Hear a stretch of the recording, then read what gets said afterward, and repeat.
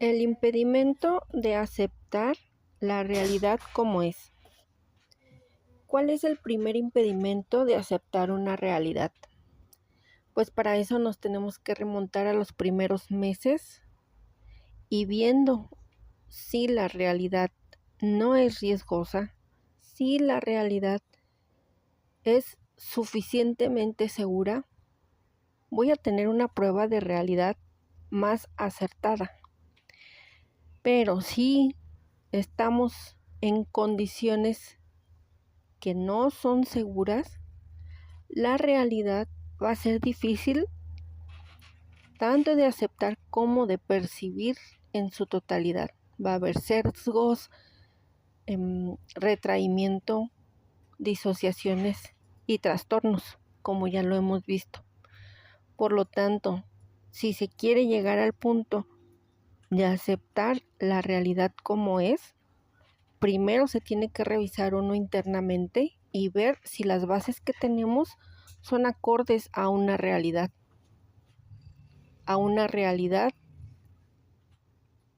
que nos permita nuestro mejor desarrollo. Usualmente aquí vamos a encontrar muchas precariedades y vamos a tener que adentrarnos en los conocimientos psicológicos, psíquicos y de desarrollo humano para establecer unas bases diferentes.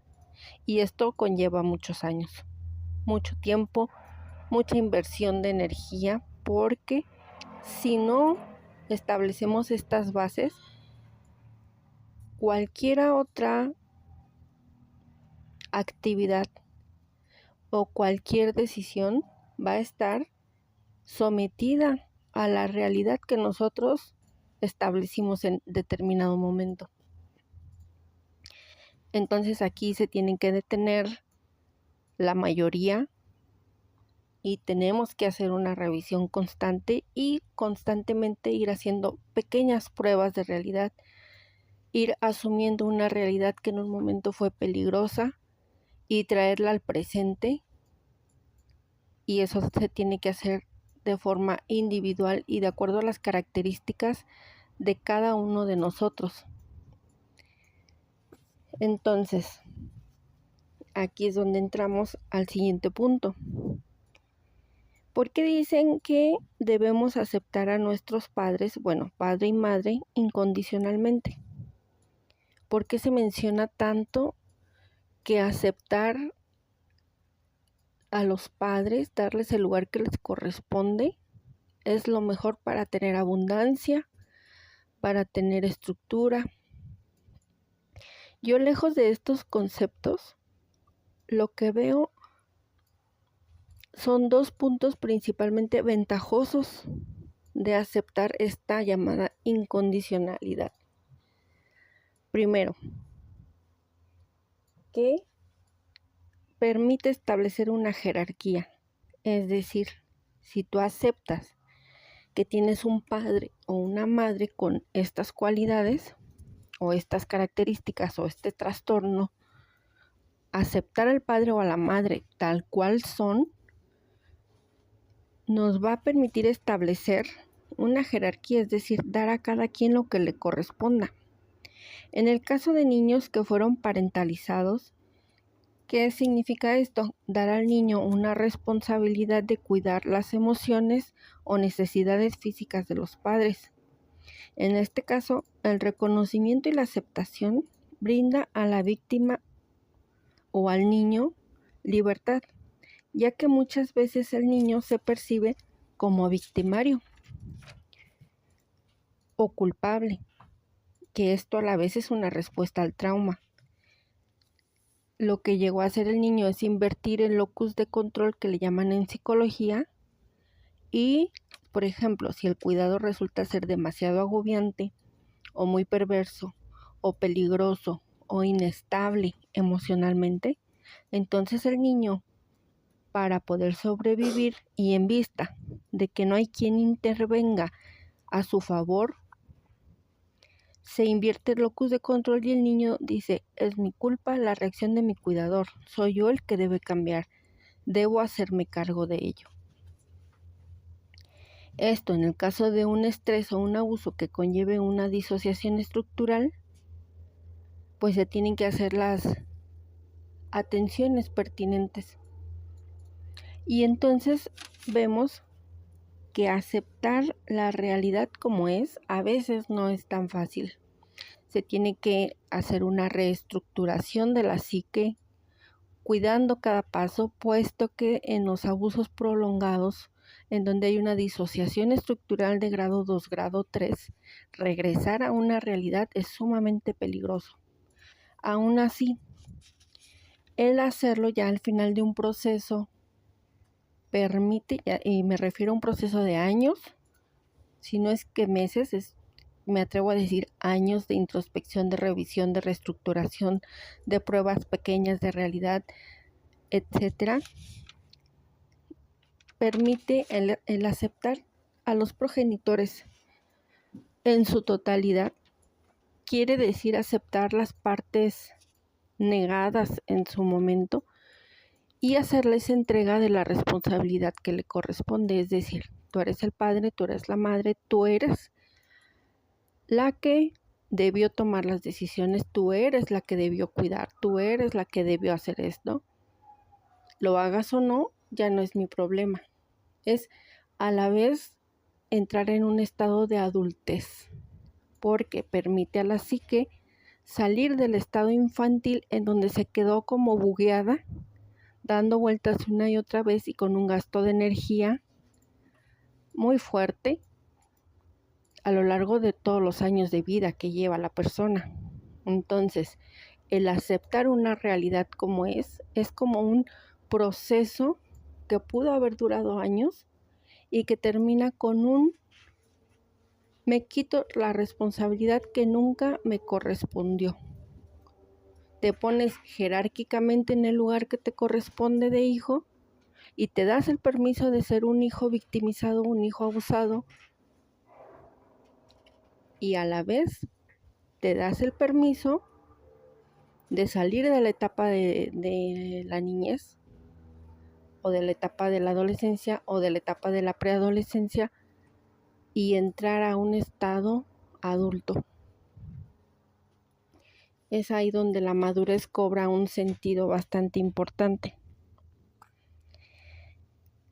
Y también en un segundo plano, y ya como un extra, es que permite absorber alguna parte que estuvo disociada en el niño o la niña como resultado de un abuso.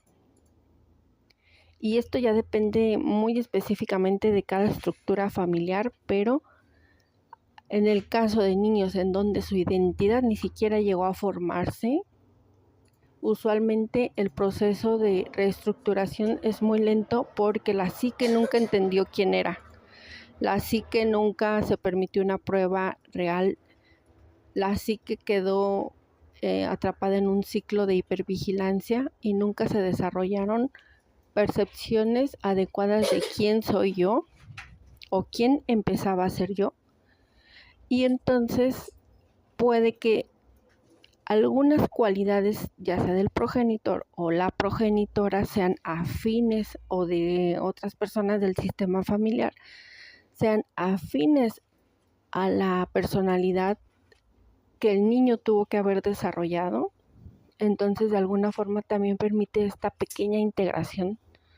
El darme permiso de aceptar un padre o una madre abusivos en su totalidad permite aceptar algunas cualidades. Por ejemplo, si yo niego a mi madre abusiva, por ejemplo, probablemente en esa negación no me voy a permitir llevar a cabo acciones o desarrollar actitudes ventajosas a mi propia persona, porque las tiene la progenitora abusiva.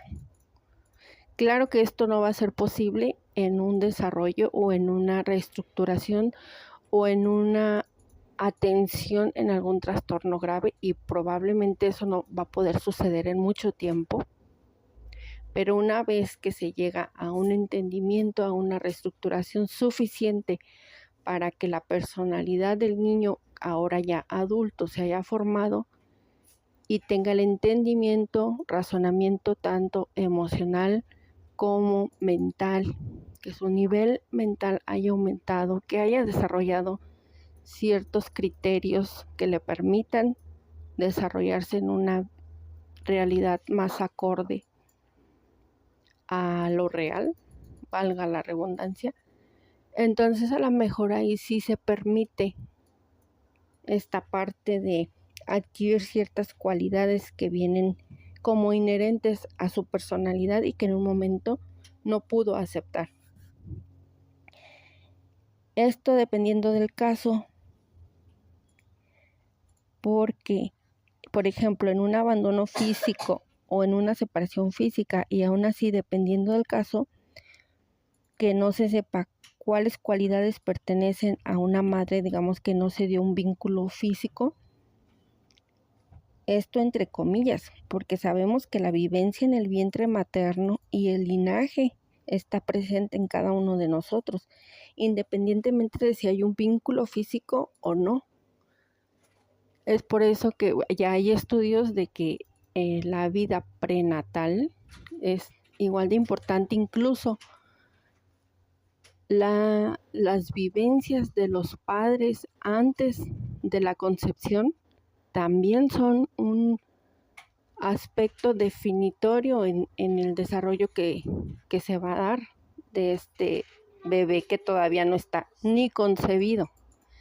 Entonces, son casos que todos tenemos, o más bien criterios que todos tenemos que tomar en cuenta, y depende de cada uno de nosotros y nuestra propia estructura, nuestro propio ambiente. Tenemos que ir dándonos permiso de ir avanzando. Si es necesario lento, habrá momentos en que se pueda avanzar más rápido, pero no necesariamente ni tampoco va a ser la rapidez con que avancemos, no va a determinar la calidad de una buena estructura que vamos a empezar a desarrollar.